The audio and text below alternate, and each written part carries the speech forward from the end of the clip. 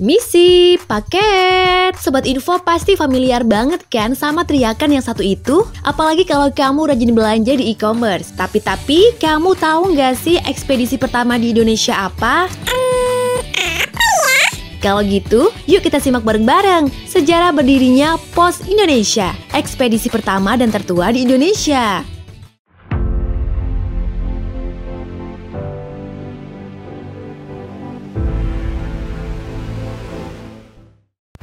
Dimulai pada masa penjajahan Belanda. Pada masa itu, semua orang yang ingin berkirim surat harus mengirimkannya ke gedung penginapan kota. Cara ini dinilai tidak efektif oleh Gubernur Jenderal Hindia Belanda ke-27 bernama Gustav William Baron van Imhoff, yang kemudian ia terusik untuk membuat jasa pengiriman yang jauh lebih efisien, aman, dan terjamin. Hal ini juga yang melatar belakangi van Imhoff untuk membentuk badan-badan agar memperlancar pelayanan bebas dan kegiatan dagang, salah satunya melalui pos.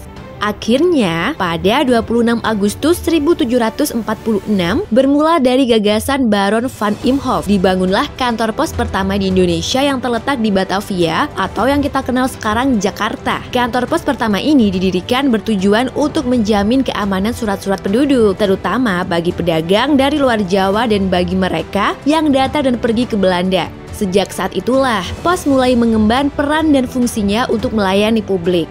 Dengan berdirinya kantor pos inilah, pengiriman barang pun menjadi lebih efisien sehingga masyarakat semakin merasa aman dan mudah ketika mengirim berbagai barang dan dokumen. Nah, setelah 4 tahun didirikan, pada tahun 1750 dibangunlah kantor cabang Pos Indonesia di Semarang untuk menciptakan perhubungan pos yang teratur. Rute perjalanan pos saat itu melalui kota Karawang, Cirebon, dan Pekalongan. Pembangunan kantor pos cabang di Semarang ini pun semakin memberikan angin segar bagi perkembangan jasa pengiriman di Indonesia dan memberikan dampak positif dengan membantu percepatan pengiriman. Hal ini disambut baik oleh masyarakat.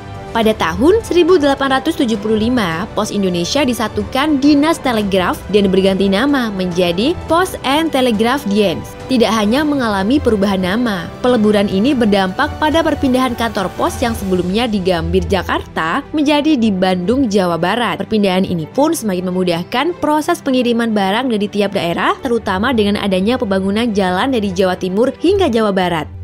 Sejak saat itulah, Pos Indonesia berkembang pesat hingga akhirnya berubah status menjadi perusahaan negara dan diberi nama PN Postel atau Perusahaan Negara Pos dan Telekomunikasi. Pada 1965, PN Postel berubah nama menjadi PN Pos dan Giro sebagai efek dari perkembangan dan kemajuan sektor komunikasi dan pos. 13 tahun kemudian, Pos Indonesia kembali berganti nama menjadi Perum Pos dan Giro guna memperbaiki hubungan kinerja pengiriman barang baik di dalam dan luar negeri. Setelah 17 tahun berstatus perusahaan umum, pada tanggal 20 Juni 1995, Pos Indonesia berubah menjadi perseroan terbatas dengan nama PT Pos Indonesia Persero hingga saat ini.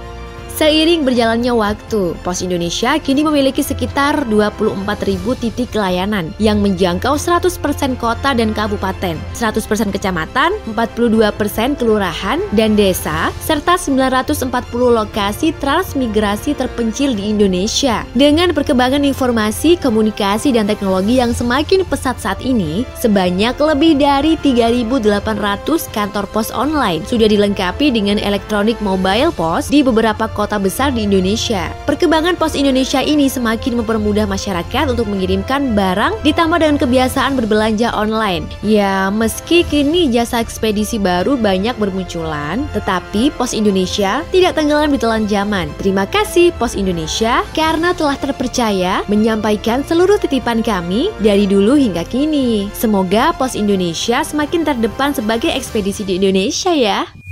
Nah Sobat Info, itulah ulasan tentang Pos Indonesia. Terima kasih telah menyimak video kali ini. Bagikan pula video ini dan tuliskan di kolom komentar topik apa yang selanjutnya ingin kamu bahas. Ikuti terus YouTube BUMN Info agar tidak ketinggalan informasi seputar BUMN selanjutnya. Kunjungi pula news portal www.bumn.info dan ikuti media sosial lainnya.